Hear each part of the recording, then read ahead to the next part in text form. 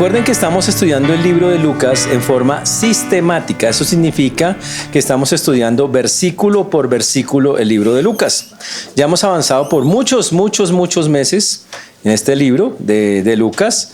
Y Lucas lo que quiere decir en resumen, quiere hacernos ver que Jesús efectivamente es el Mesías que fue profetizado. Recuerden que en el Antiguo Testamento había cantidad de profecías sobre que vendría uno que sería el Mesías, que sería el Salvador. Les llaman ellos el Cristo, el deseado, el anhelado. Y toda la cultura judía esperaba que apareciera. Lucas coge el Antiguo Testamento y dicen Jesús es el Mesías. Y para hacerlo comienza con las profecías que decían que antes que viniera Jesús tenía que haber alguien que lo anunciara.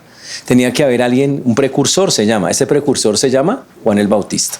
Por eso la historia de Lucas comienza con Juan el Bautista, la historia de Juan, su nacimiento como profeta y sobre todo que anuncia y reconoce a Jesús. El día que lo reconoce, recuerden lo que pasó. Jesús estaba al otro lado y Juan el Bautista lo ve y le dicen, miren quién viene allá. ¿Y qué dijo? Miren, viene el Cordero de Dios que quita el pecado del mundo. Y en ese momento una voz del cielo dijo, y este es mi Hijo, amado en quien tengo complacencia. Jesús en ese momento tiene 30 años, como ya lo vimos en el libro. Ahí está comenzando su ministerio. Y el comienzo del ministerio de Jesús, miles de personas siguen al Señor. ¿Cuál es el problema? Que esas personas lo siguen por los motivos equivocados. Lo siguen porque Él hace milagros, porque Él da de comer, porque Él hace sanidades, y Jesús se da cuenta. Y Jesús entonces se enoja mucho y dice, ¿hasta cuándo os he de soportar, generación incrédula? Porque Jesús se llama el Salvador, no el sanador en la Biblia. Y Él dijo, yo fue a salvar las almas y ustedes están más preocupados por cosas que la salud, la comida y esas cosas. Jesús entonces decide cambiar su manera de enseñanza, como ya lo hemos visto en estas últimas escenas. Y en estas últimas escenas que estamos estudiando ahora, Jesús enseña por parábolas, que es una manera más difícil de aprender. Porque tiene un mensaje escondido ahí atrás. Y dijo que lo hacía así para que solo las personas que tuvieran un corazón para Él lo pudieran aprender. Jesús entonces coge a 12 personas, que finalmente los llamó apóstoles, un montón de discípulos, va camino a Jerusalén. Estamos a punto de entrar a casi la última semana de la vida de Jesús. Jesús por el camino se ha estrellado con un montón de fariseos. Recuerde que fariseo hoy en día es terrible, pero en ese día con líderes religiosos respetados de la época. Gente que supuestamente sabía mucho de Dios, pero que desgraciadamente se encontraban lejísimos de la voluntad de Dios. Y este hombre y estos fariseos empezaron a atacar a Jesús, a decir que, por ejemplo, los milagros que hacía los hacía en el nombre de Satanás, que Él viene de un pueblo insignificante, cosas que de verdad buscaban que la gente no creyera en Él. Pero entre más hablaban de Jesús, la gente más seguía al Señor. Y Jesús empezó a hablar ahora contra los fariseos y dijo, no sigan sus enseñanzas. Lo llamó levadura. No sigan las vainas infladas que dicen y cosas de esas. Y también les dijo que más bien se preocuparan que cuando el Señor regresara nos hallara bien. Y dio 3 parábolas espectaculares sobre la importancia del alma de la persona. La parábola de la oveja perdida, de la moneda perdida y el hijo pródigo. Dijo, para mí lo más importante es el alma de las personas.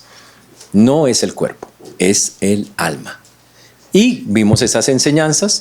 Y lo último que vimos es que el Señor dio una enseñanza sobre 2 personas. Una que se creía muy buena, que era un líder religioso, que se llamaba el fariseo y el publicano. El fariseo se creía, soy yo, hago todo lo que Dios pide. Y parecía el bueno de la historia, pero al final Jesús dice, Él es el malo. Y después mostró la historia de un publicano, un tipo que había hecho su plata robando, haciendo... pero que cuando se arrepintió dijo, ese es el bueno. Y fue una enseñanza directa contra los fariseos que pensaban, nosotros somos los buenos porque hemos hecho todo el tiempo supuestamente la voluntad de Dios. Después vimos la semana pasada la salvación de los niños, una historia muy, muy dura sobre la salvación de niños en la Biblia. Una cosa que Jesús mismo dijo, dejad a los niños, venid a mí, porque de los tales es el reino de los cielos. Y hoy vamos para una historia increíble que ustedes conocen, pero que vamos a estudiar en detalle. Muy chévere, Lucas 18, que tiene que ver con el joven rico. Vamos a hablar hoy del joven rico. Y esta historia le podemos poner muchos títulos aparte del joven rico. Casi se va a llamar la historia. Casi. O sea, casi cerquita. O sea, faltó un poquito. pero casi no sirve. Y hoy vamos a hablar de ese casi en este hombre que se llama el joven rico. Para eso el texto vamos a usar Lucas capítulo 18, versículos 18 en adelante, y lo vamos a explicar sistemáticamente. Oremos por un momento. Padre precioso, te damos gracias por esta mañana, por este tiempo que has aparejado para que hoy estemos aquí. Gracias por tu mano preciosa y maravillosa para traernos. Rogamos, Señor, que tú seas hablando a nuestras vidas. Pedimos, Señor, que nos perdones primeramente en pensamientos, palabras o acciones que no te han glorificado. Que podamos estar concentrados, Señor, en lo que nos enseñas. Que podamos expresarlo con claridad para cada uno de los que nos escucha y escuchará, Señor. Rogamos que tengas misericordia a todos y cada uno de los oyentes, de tu siervo quien habla, y que podamos salir a practicar lo que aprendemos, conforme tú nos enseñas. Pues lo pedimos en el nombre de Jesús. Amén y amén. Comencemos esta historia increíble de lo que llamamos el joven rico en Lucas capítulo 18. Jesús narra la historia y dice, Lucas narra la historia y dice, un hombre principal le preguntó diciendo, Maestro, ¿qué haré para heredar la vida eterna? Y el texto comienza con una frase que la puse en pantalla para que ustedes la tengan ahí también, pues sí, más fácil, si la pueden ver ahí. Y estamos hablando de un muchacho. Recuerden que esta parte aparece en Mateo, en Marcos y en Lucas. Yo voy a usar los tres, pero de base voy a usar a Lucas porque estamos estudiando efectivamente el libro de Lucas. Y este muchacho se acerca a Jesús, porque Mateo dice que es un joven, o sea, es un jovencito, pero es un joven que tiene mucho dinero. Es un principal, significa que pertenecía a un grupo exclusivo dentro del judaísmo y era un hombre reconocido. Ahora, este hombre que vamos a mirar, del cual no sabemos el nombre, solo sabemos su condición, es rico. Hace una pregunta espectacular, una pregunta que ojalá todos en el mundo se la preguntaran. Que es, él preguntó, ¿qué haré para heredar la vida eterna? Entonces quiero explicarle qué significa eso. Resulta que todos nosotros, todos los seres humanos, tratamos de llenar nuestra vida con cosas. Algunos trabajan mucho, hacen plata, otros hacen obras, otros así. Todos tratan de llenar su corazón y sentirse bien con lo que hacen. Todos tratan de agradar a Dios. Los judíos en ese momento de la historia, pensaban, ellos pensaban, no lo dice la Biblia, pero ellos pensaban que la forma de agradar a Dios era cumplir estrictamente todos los mandamientos que el Señor decía. Todos. Que si yo cumplía todos, Dios iba a estar muy contento y Dios iba a decir, tome su salvación, tome la vida eterna, tome los regalos que estaban. Pero el muchacho que vamos a ver en esta historia, muy interesante, que seguramente hacía parte también, a ser un principal parte de los fariseos, tenía un pequeño problema. Tenía plata, era importante, seguramente un religioso, porque vamos a ver que el tipo era un religioso serio, hoy diríamos estaba metido en la iglesia, servía en la iglesia, tenía muchas posesiones, pero él sentía que había un hueco en su corazón, que había algo que le faltaba. Y a pesar de que él conocía y seguro iba a la iglesia, a la sinagoga todos los días, constantemente hacía oraciones, y había algo que no lo llenaba. Eso pasa también en nuestras vidas a veces. Cuando Dios nos busca, usted dice, hay algo que no sé, algo me falta, y no importa que tenga, y no importa, y usted puede tener las cosas más grandes, más fuertes, y ser alguien muy importante, y ¿sabe qué? Y en el fondo usted dice, me siento solo, me siento vacío. Y este muchacho increíblemente llegó a la misma conclusión. Y cuando le habla a este muchacho a Jesús y cuando dice, ¿cómo haré para heredar la vida eterna? Esto significa varias cosas. Uno, él sabía que había una vida después de la muerte. Sabía también que esa vida era lo más importante. Es algo increíble. Muchas personas ni llegan a entender eso, pero él ya lo entendía por la pregunta que está haciendo. Otra cosa increíble, fue a la única persona que de verdad tenía la verdad sobre eso. Le preguntó al que era, mejor dicho, para que lo entendamos así. Él hubiera ido a cualquier otro, le dice, haga obras de plata, haga esto y listo, lo saca. Pero fue donde el que le iba a decir la verdad. Por eso este muchacho, este joven rico, tiene muchas cosas buenas, muchas, lástima, pero casi se acerca al Señor, diríamos nosotros. ¿Qué son las cosas buenas? Para analizar al muchacho En primer lugar, reconocía que había una necesidad espiritual en él. Cuando una persona quiere acercarse realmente a Dios, lo primero que tiene que hacer es reconocer: yo puedo estar muy bien aparentemente en muchas cosas y la vida puede girar alrededor de mí como yo quisiera que girara, pero hay algo acá que no me da paz, que no me da tranquilidad. Y es una inquietud que coloca a Dios cuando empieza a buscarnos. Es como si Dios viniera en persona y hiciera en nuestro corazón: hola, venga, póngame cuidado. Y cuando empezamos a tener contacto con Él a través de la palabra o de las enseñanzas, usted empieza a oír y usted dice: ush, ush, como que me está hablando a mí, como que me está buscando, y uno empieza a sentir esa clase de cosas. Este muchacho la sintió. Dijo: hay algo acá que me hace falta. Y empezó a buscarlo. Gloria a Dios. Eso casi muchas personas no están buscando hoy a Dios. Este muchacho lo estaba buscando. Chévere. Al ser un principal, él había escuchado montones de sermones, obviamente en una sinagoga, el Antiguo Testamento, que es lo que los judíos manejan, pero no, aún así, a pesar de todas las enseñanzas, el tipo no sabía cómo pasar del cielo a la tierra, porque la vida eterna a la que él se refiere ahí es un concepto judío donde yo vivo, cuando muera, toda la eternidad con Dios. Ellos entendían el concepto de vida eterna así. Y esa es la vida eterna. Que usted se muere y la vida sigue con el Señor. Que aquí tengo 80 años y me va bien. 90, algunos, dice la Biblia. Pero después viene la eternidad con Él. Y él decía: yo sé que lo más importante no es acá, es allá, pero no lo tengo.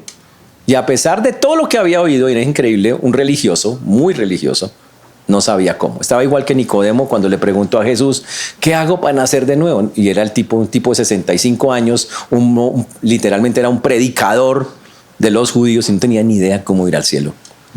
Aquí casi está preguntando lo mismo la persona, pero está llegando con condiciones que serían ideales para llegar al Señor, reconociendo: hay algo aquí, necesito llenar ese vacío de mi alma, de mi corazón, y llegó allá. Pero entonces esa intranquilidad y esa búsqueda de la vida eterna le hizo que fuera donde el único que de verdad podía. Recuerden, la vida eterna es un regalo de Dios. Es algo que cuando usted llega a Él, la Biblia lo dice así, no comienza cuando usted muere. La sigue disfrutando cuando usted muere. ¿Sabe cuándo comienza?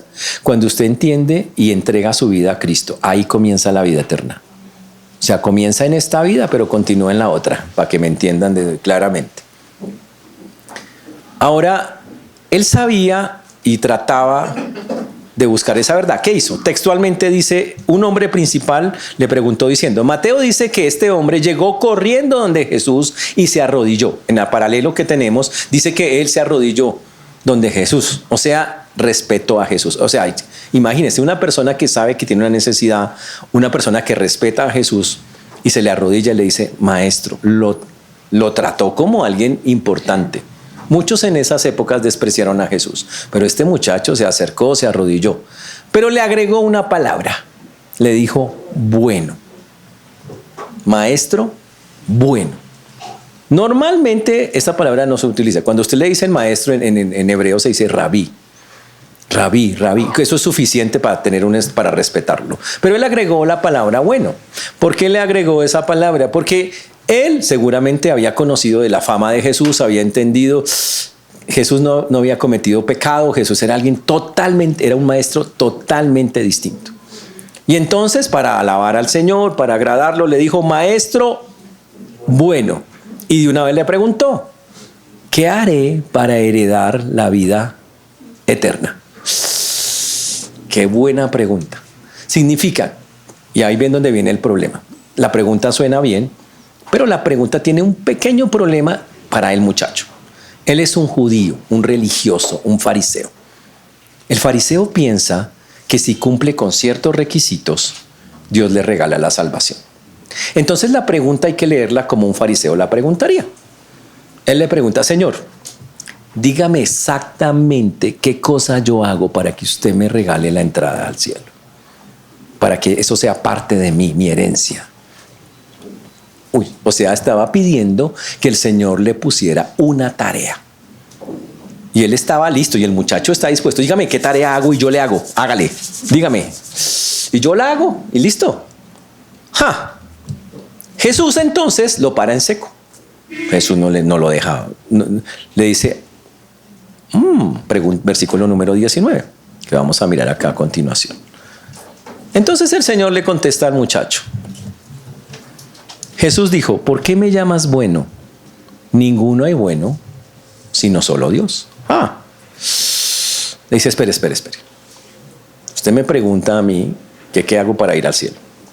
Y listo, Jesús tiene la respuesta.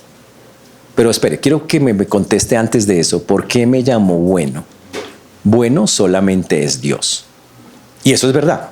¿Quiere decir que Jesús estaba negando que él era bueno? No. Porque usted lo lee así por encimita y se va, usted se estrella, se raya. O sea que Jesús no es bueno. Pues claro que es bueno, es Dios. Dios hecho hombre, dice la Biblia. Pero Jesús le dice, yo quiero saber usted por qué me llama bueno. Porque cree que soy Dios. Opción 1, ¿usted cree que yo soy Dios? Si usted cree que yo soy Dios, lo que yo le conteste usted lo va a hacer. Porque usted cree que soy Dios. Pero si usted lo hace por cualquier otra razón, me llama bueno porque debo una vida recta o tal otra cosa, entonces usted tal vez diga, ¿será que lo hago? Entonces Jesús le pregunta, el muchacho no contesta nada.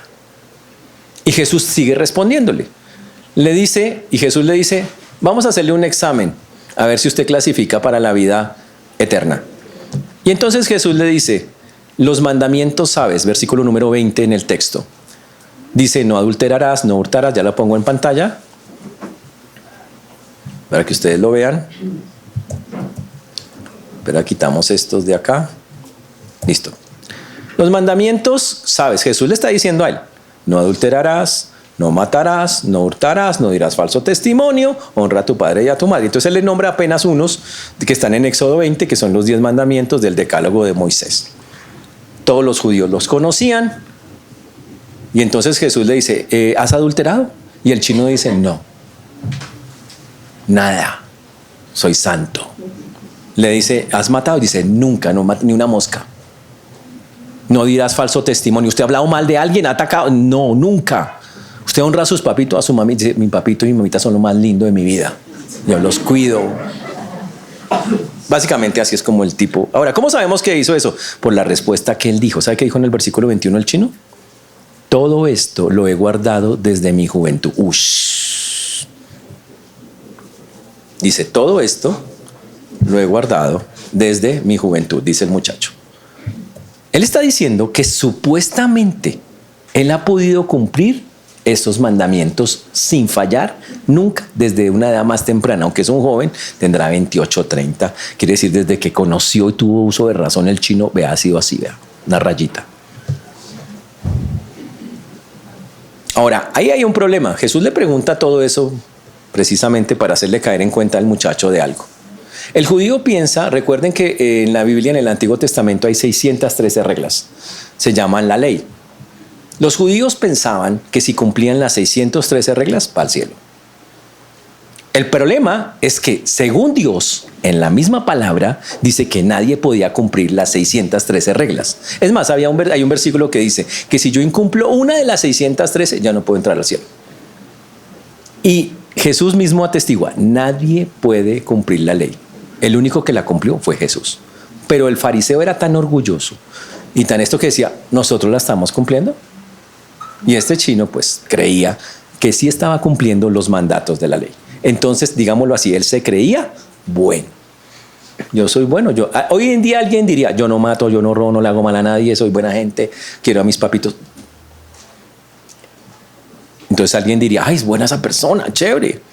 Entonces el Señor le hace la encuesta, el tipo dice, vea, nada de eso lo he cometido, o sea que soy derecho. Ahora, peor aún. Jesús entonces, versículo número 22, oyendo esto, le dice, pues chévere que cumplas todos esos supuestamente, ¿no? Porque él dice que supuestamente cumplió todo eso. Chévere que cumplas todos esos mandamientos, pero te falta una pequeña cosa, solo una cosita. O sea, realmente chévere cumplir eso. Pero el Señor le dice, y lo dice de una manera muy interesante en el texto, oyendo esto le dijo, aún te falta una cosa. Uy. Y el muchacho seguro dijo, póngame la tarea que sea, hágale, dígame, ¿qué hay que hacer? Y el Señor le dijo, vende todo lo que tienes y dalo a los pobres y tendrás tesoro en el cielo y ven y sígueme. Y usted dice, ¿cómo? ¿Qué le pidió? Usted dice, ¿cómo así? ¿Entonces tener plata es malo? No. En la Biblia tenemos hombres muy ricos. Salomón, el hombre más rico de toda la historia de la humanidad. Nunca nadie ha tenido lo que ha tenido Salomón. El templo era algo que tan deslumbrante, lo forró en oro básicamente, que desde kilómetros usted tenía que hacer así porque el sol reflejaba esa vaina. Todo, no hubo un sitio más bonito que el templo. Nunca lo ha habido y nunca ha habido algo tan ostentoso y tan grande como lo que tuvo Salomón. Abraham fue un hombre absolutamente rico.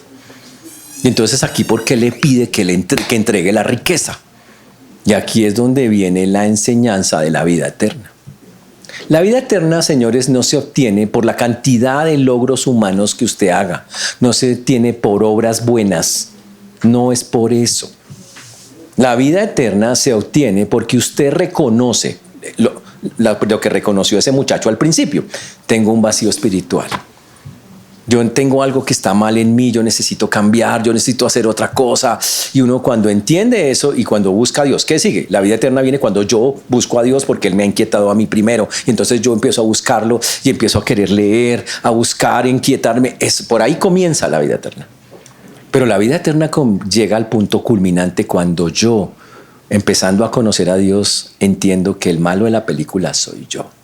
Que no soy nada bueno, que soy malo, que le he fallado, no una vez, de muchas formas en lo que pienso, en lo que hablo, en lo que hago. Y que literalmente no tengo salvación, que estoy perdido. Jesús dijo, yo vengo a buscar a los perdidos, a los enfermos, no a los sanos. Los sanos no tienen necesidad de médico, dijo el Señor. Y cuando yo entiendo mi condición perdida, ese es el requisito. Y humildemente le digo, Señor, ese soy yo, ayúdame, no tengo cómo cumplirte, te he fallado toda la vida, ayúdame. Y cuando yo acepto que Él envió, ahí es donde aparece Jesús. A Jesús, a que tome mi lugar, porque yo tengo que pagar lo malo que hago. La Biblia dice, pague lo que hizo. La paga del pecado, Romanos 6:23, es muerte, que significa separación de Dios. Y estoy separado de Dios, no tengo cómo pagarle, porque humanamente no puedo, por obras no le puedo pagar. Entonces, ¿qué tengo que hacer? Clamar misericordia y decir, Señor, yo no puedo pagar, pero tú enviaste a tu Hijo para que Él tome mi lugar. Por eso le cantamos a Jesús, decimos que la sangre de Jesús salva, que en Jesús hay salvación, que en Jesús hay redención, significa que Él paga por mí. Cuando yo creo eso con todo mi corazón y le digo, Señor, yo no puedo, perdóname, pero acepto, creo que tu Hijo sí puede pagar por mí y acepto el sacrificio de tu Hijo por mí, entonces ocurre lo increíble, llega la salvación. El joven rico estaba casi a punto de llegar a eso, no le faltaba, él llegó, sintió su necesidad, sintió que algo estaba mal espiritualmente, fue y buscó, y preciso fue al que era, a Jesús. Eso es increíble, fue a Jesús, que Jesús en persona se lo dijera a usted. ¡Ja! Pero a pesar de que usted dieron todas las condiciones, falló en el último paso. Ahora, ¿por qué Jesús le hizo eso? Y quiero decir, para cada persona Dios nos pide dejar algo atrás. Para cada persona es diferente. A mí, en mi caso, Dios me dijo, deje sus carreras. Y yo amaba eso.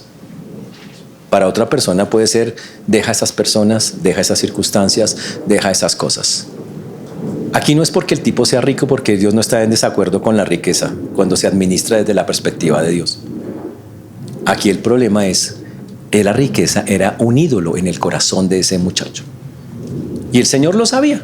El muchacho se creía muy bueno y le dijo, el único puntico, le dijo, venda todo lo que tiene. Ahora, ¿qué implicaba eso?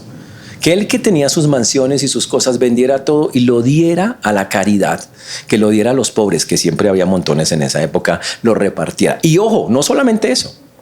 Ya después de que dejara todo, él se fuera detrás de Jesús y dependiera literalmente de él. Sería un discípulo de Jesús.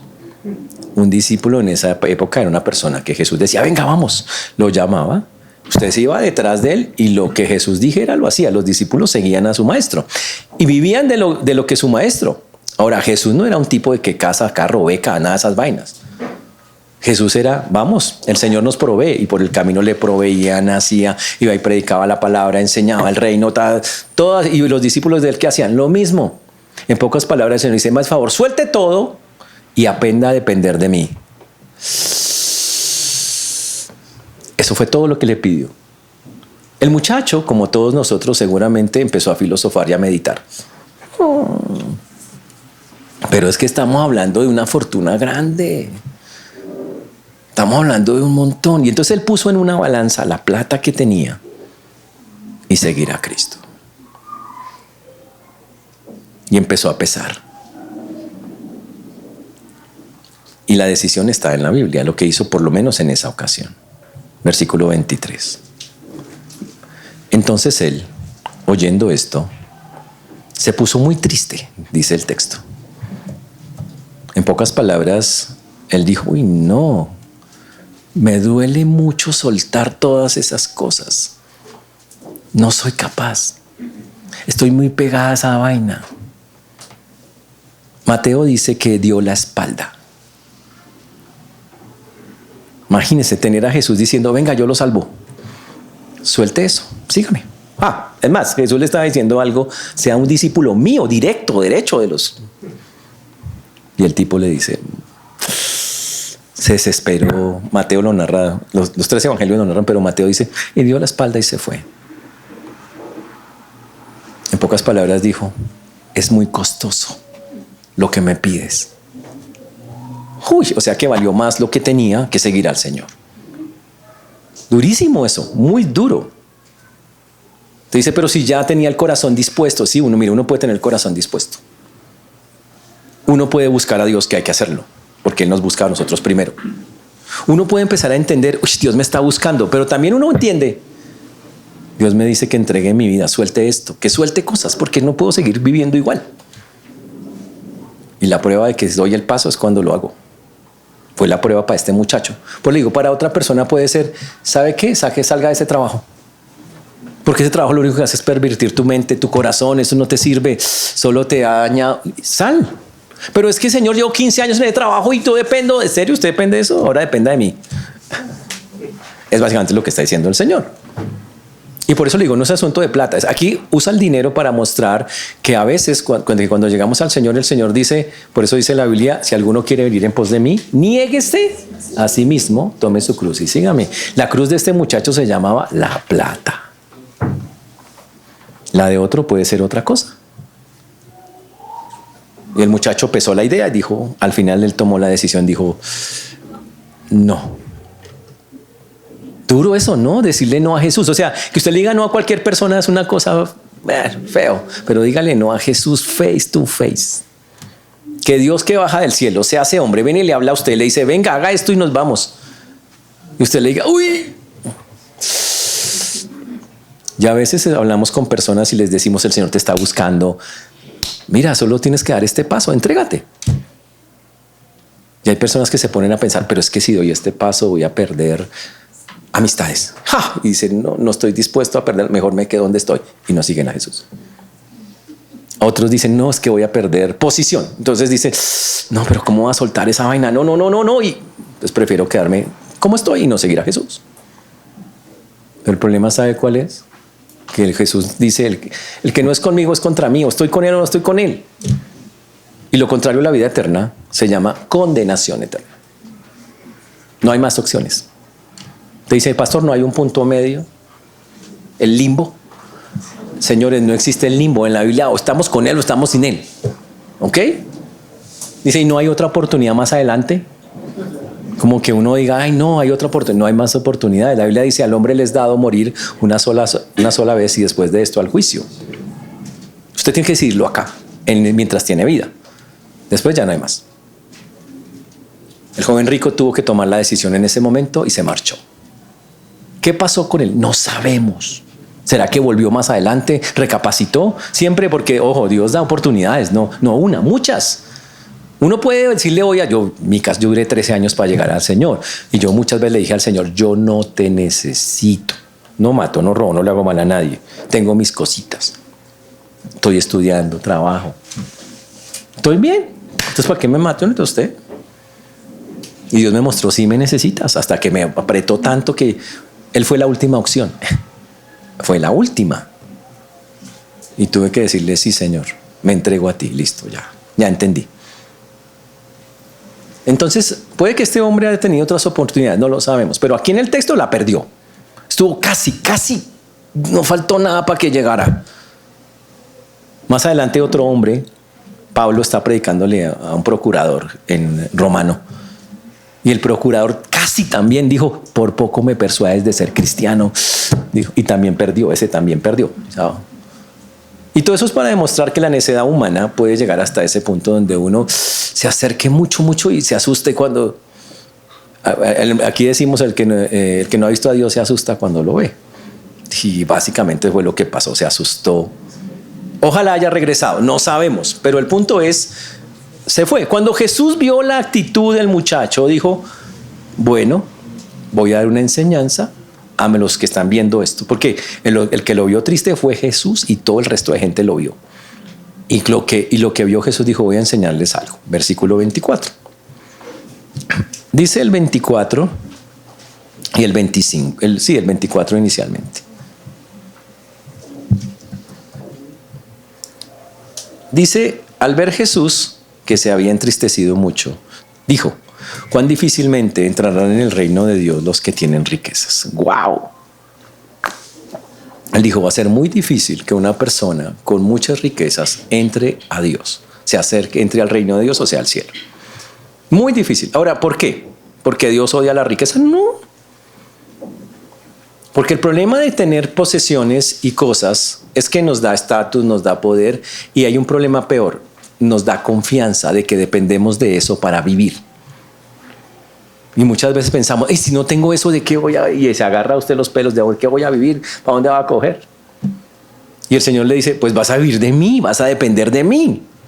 Y usted dice, uy, no, imagínese eso. Y uno es capaz de decirle a Dios, depender de ti. Uy, pero es que eso suena duro. Y yo le pregunto, oiga, el que creó el universo, los cielos, la tierra, y le dice, yo dependa de mí, ¿usted dice que va a ser duro?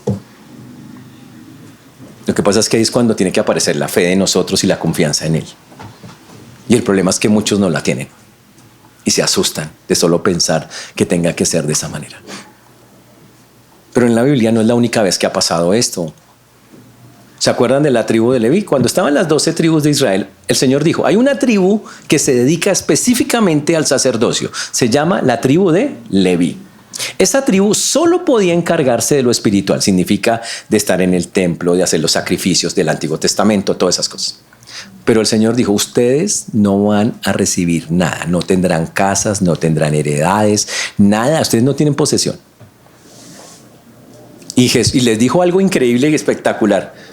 Dijo, su herencia soy yo, dijo el Señor. Yo soy su herencia. ¿Le sirve? Y ellos dijeron, sí. Y vivieron. Y hasta el sol de hoy, la tribu de Leví depende completamente de Dios. Literalmente. O sea, ellos no tienen heredades, nada de esas cosas. Los otros pueblos, de lo que Dios ponga en el corazón de otros para dar, así funciona. Entonces el Señor, viendo la entristeza de este muchacho, toma la decisión y dice, cuán difícilmente entrará en el reino de Dios una persona rica, y expliqué por qué le cuesta depender del Señor. Los judíos pensaban que el hecho de tener riqueza era un sinónimo de que Dios estaba bendiciendo mi vida. Entonces decían, tengo mucha plata, Dios me está bendiciendo mucho. Tengo poca plata, Dios no me está bendiciendo.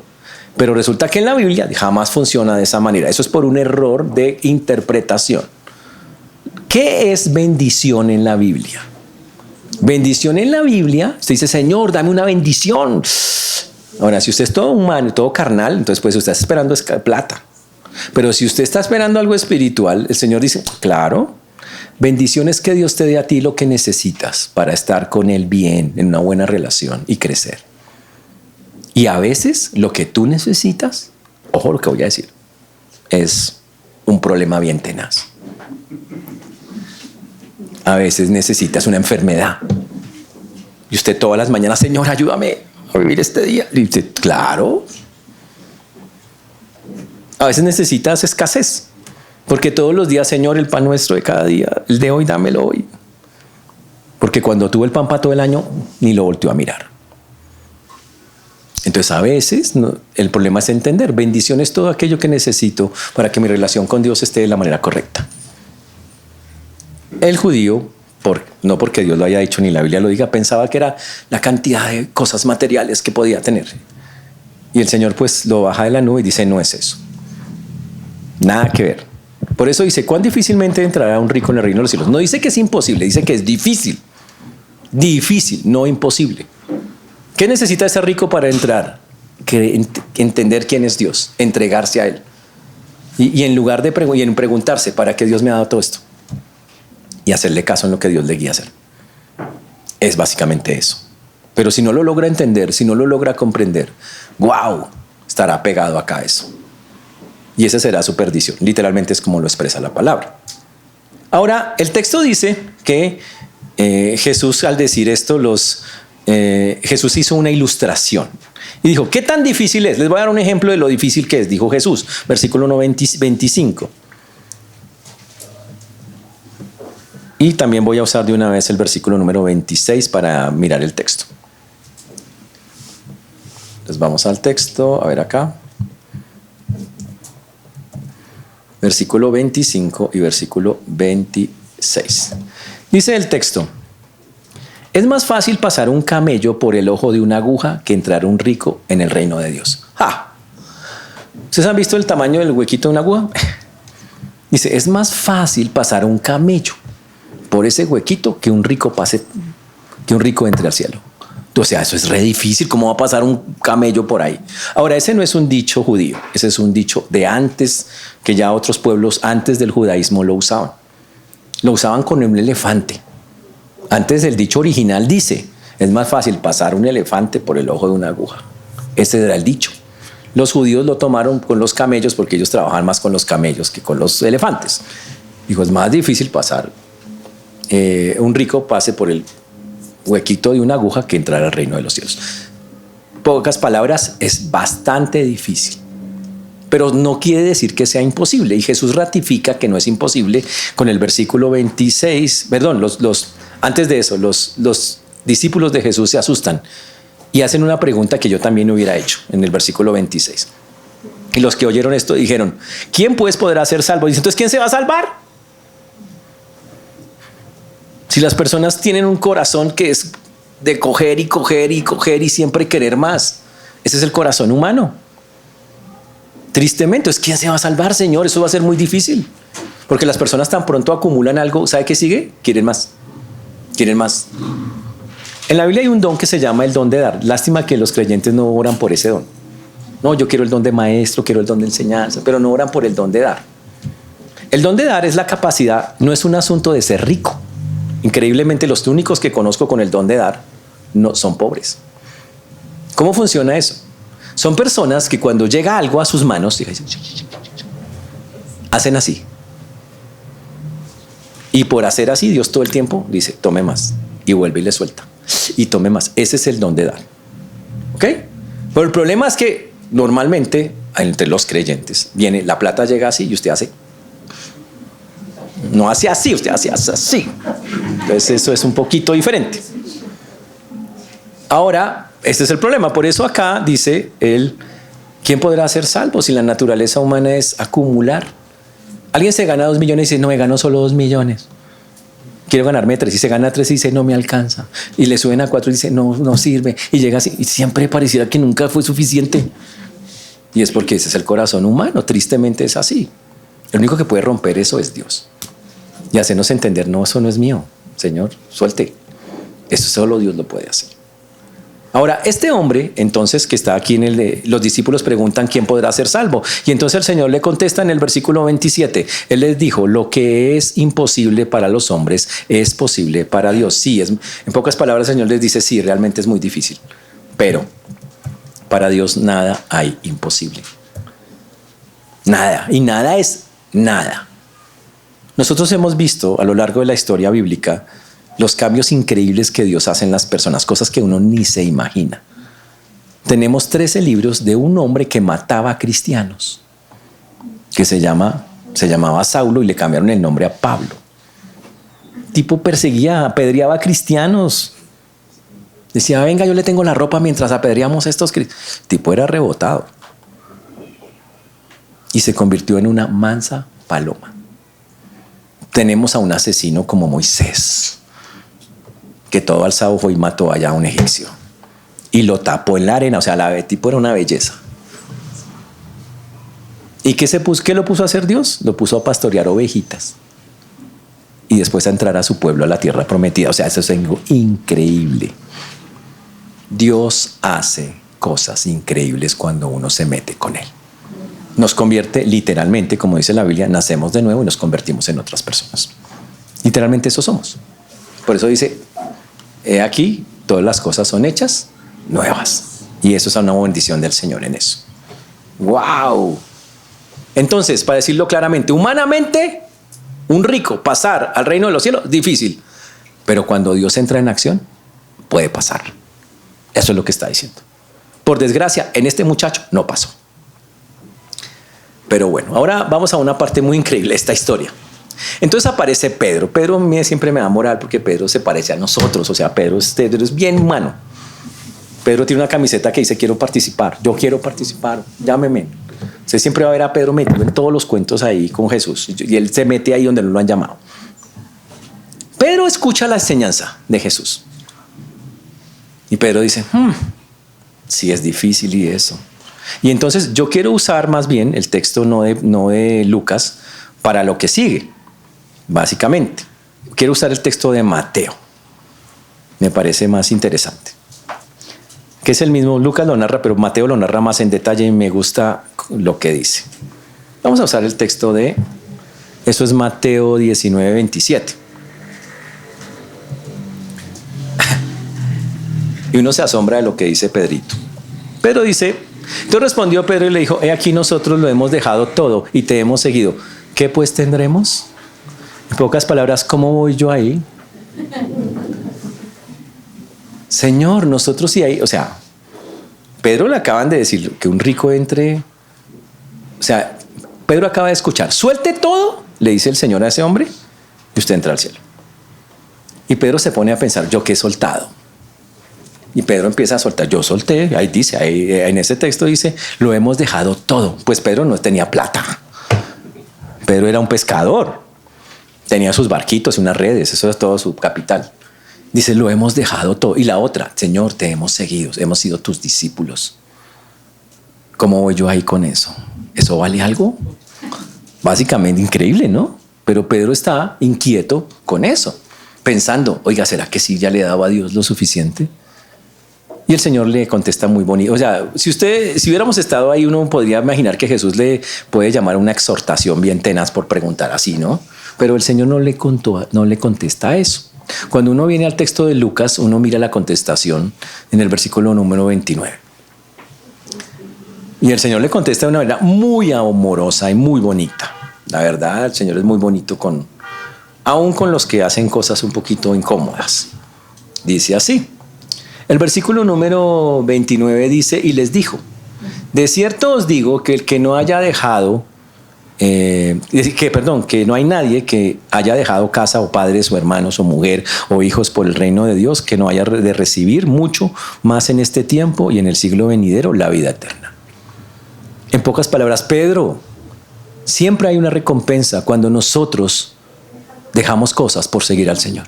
Siempre. Una es la vida eterna y otra, ahí viene el punto que toca entender bien. Antes de la vida eterna dice muchas más cosas en este tiempo.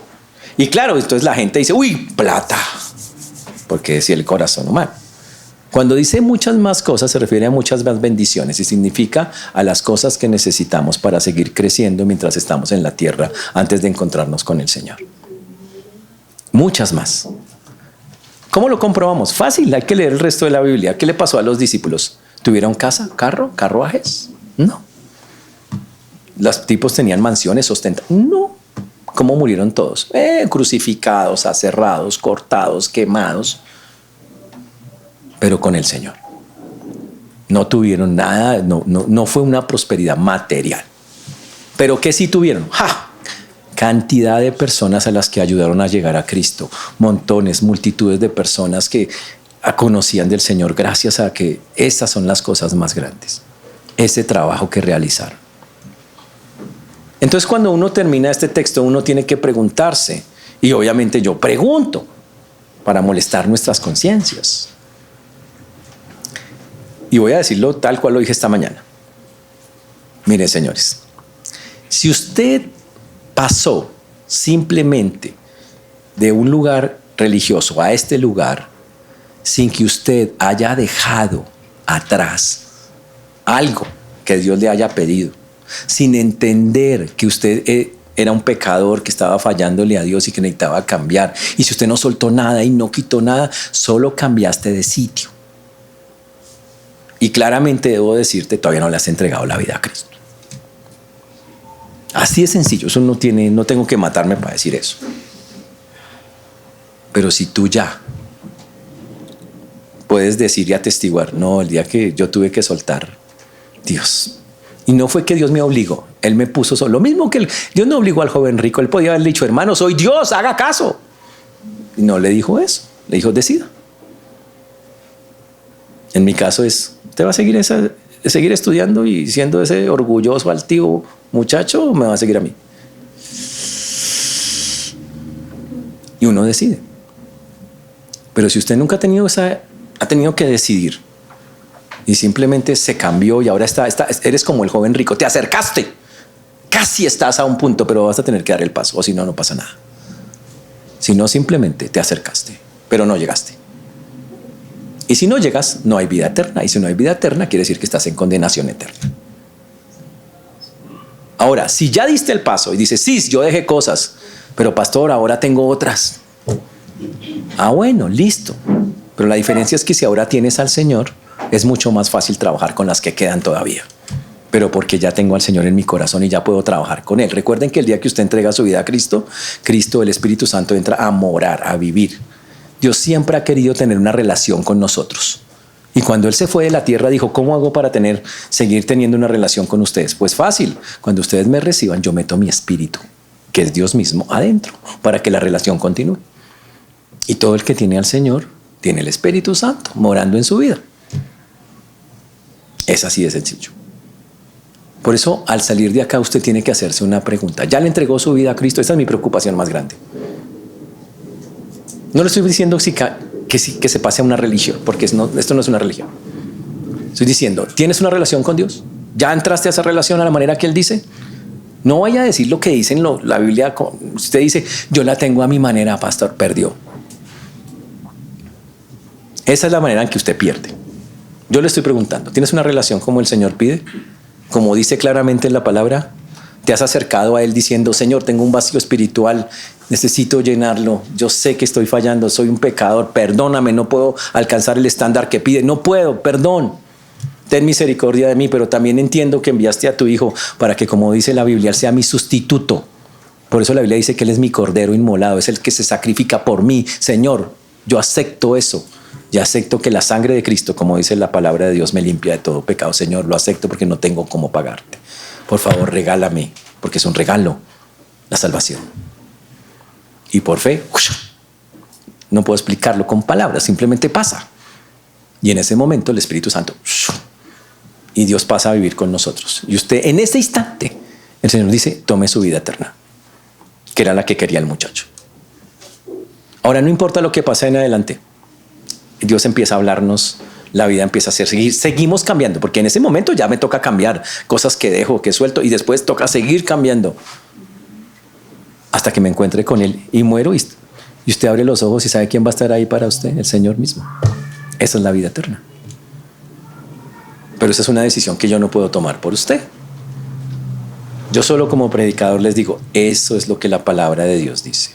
Ahora es tu decisión aceptarlo o no. El joven rico no lo aceptó. Y el Señor dijo, wow, qué duro, qué difícil. Pero usted no es el joven rico. Usted puede que diga, no, yo sé que hay que soltarlo. Y usted dice, ¿y qué pasa si alguien dice, me falta fuerza, pastor? Yo quiero, pero tengo miedo, tengo dudas, normal. Entonces hay que hacer el ejercicio de las dudas. ¿Sabe cómo se quita uno las dudas con Dios? Diciéndoselas. Se sienta usted en su cuarto, donde quiera, usted llegar tranquilo, donde usted hable con Dios. Dice, Señor, tengo miedo por esto. Tengo miedo por esto, esto me asusta, Y después abra la Biblia. Siga leyendo normal y las respuestas van a empezar a salir. No temas, no desmayes, porque yo estoy contigo. No temas, porque yo soy tu Dios. Siempre te sustentaré con la diestra de mi justicia. Él va a responder. Así funciona con el Señor. Duro, durísimo. Esa es la decisión más importante de la vida. Pero es la mejor, la que más fruto le va a dar. Es la que le va a dar paz en el corazón. Así llueva, truene, relámpague. Lo que Dios está prometiendo y promete en su palabra es una paz que sobrepasa todo entendimiento. Déjeme terminar con esta ilustración. Hay un cuadro, hay un mural gigante. El mural se llama Paz, pero usted lo mira y de paz no tiene nada. Es una tormenta, es un viento tumbando árboles, los árboles están todos partidos. Solo hay un arbolito ahí medio fuerte que está ahí de pie, pero todo el resto de árboles botados, las hojas botadas, todo en el piso. Y entonces le preguntan al autor, ¿y usted por qué llama ese cuadro Paz? ¿Dónde está la paz? Y el autor llega y dice, mire ese árbol, mire el único árbol que está en pie. Detalle que hay en ese árbol allá escondidito detrás de una ramita. Y él dice, parece un nido. Dice, ¿y qué hay en el nido? Un pajarito. ¿Y qué está haciendo el pajarito? Durmiendo. Dijo, eso es lo que hace Dios. Cuando me meto con Él. Cuando confío en Él. La tormenta viene, puede ser muy tenaz. Pero Señor, ahí estoy. Y ahí me quedo. Por eso oro al Señor que si aún no ha tomado la decisión de entregar su vida al Señor, lo haga. Y que si ya lo hizo, se afirme, porque toca seguir luchando, a cambiar, a ser como el Señor quiere, a parecernos cada día más a Él. Para eso estamos acá en esta tierra. Hermanos, que el Señor nos ayude y se lo podamos contar también a otros, pero primeramente vivirlo nosotros, para la gloria y honra de Él. Pongámonos de pie, vamos a orar y terminamos cantando al Señor. Señor Dios, te damos gracias porque tú eres bueno, Señor. Porque para siempre es tu misericordia, Señor. Gracias porque hasta aquí nos has traído y has sido bueno con nosotros. Gracias porque tú eres el Rey de Reyes y Señor de Señores. Gracias porque nos buscaste un día, nos inquietaste y por misericordia nos acercamos a ti, Señor. Hoy pongo delante tuyo una vez más la vida de cada una de las personas que hoy nos escuchan. Pido que tú seas obrando en sus vidas, en sus corazones, que tú seas, Señor, quitando todo miedo, todo temor, y para que ellos puedan, Señor, darte la gloria, la honra y la alabanza que solo tú puedes dar. Gracias por ser nuestro Dios, por amarnos a pesar de cómo somos, por buscarnos, por llamarnos como dice la palabra de Dios. Ayúdanos, Señor, a entender que no nos salvamos por hacer cosas específicas, obras X o Y, sino por creer en ti, por confiar, por querer depender de ti sabiendo que no tenemos nada, Señor. Nada. Pero que cuando creemos, confiamos, nos entregamos y reconocemos nuestra condición, tú nos aceptas y nos das ese regalo hermoso de la vida eterna. Ayúdanos a poder vivir con eso, a entender que si aún no hemos hecho esa decisión, quita nuestros temores, nuestros miedos. Y si ya la hicimos, afírmanos para dar un buen testimonio a este mundo de un Dios en el cual creer. Por eso a ti la gloria damos en Cristo Jesús.